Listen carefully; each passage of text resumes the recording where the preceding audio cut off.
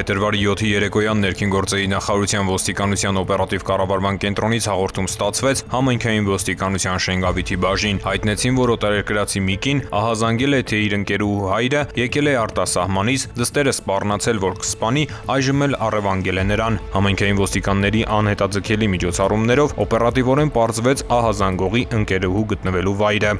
Ստացված ահազանգից անմիջապես հետո մեկնեցինք Երևան քաղաքի Արշակունյաց պողոտայում գտնվող առևտրի կենտրոն, որտեղ զրույց ունեցանք դստեր հետ, ով հայտնեց, որ հայրն իրեն սպառնացել է, որ կսպանի։ Ապա ձեռնարկեցինք օպերատիվ հետախուզական միջոցառումներ, որի արդյունքում պարզվեց, որ հայրը գտնվում է Երևան քաղաքի Արամի փողոցի սրճարաններից մեկում։ Ոստիկանների տեղեկությունը ճիշտ էր։ Արտասահմանից ժամանած 48-ամյա տղամարդը սրճարանում հայտնաբերվեց, հոգեկան ներգործության կասկածանքով ձերբակալվեց եւ տեղափոխվեց համայնքային ոստիկանության Շենգավիթի բաժին։ Հաշվի առնելով նախկինում կատարված եւ բացահայտված նմանատիպ ողբերգական դեպքը, երբ ոստիկաններին չէին տեղեկացրել հետապնդումների մասին, այս անգամ շնորհիվ արագ ահազանգման եւ օպերատիվ արձագանքման համայնքային ոստիկաններին հաջողվեց կանխել հետագա զարգացումները։ Կազմված փաստաթղթերը ներկայացվել են նախաքննական մարմին, տղամարդը տեղափոխվել է ձերբակալվածների պահման վայր։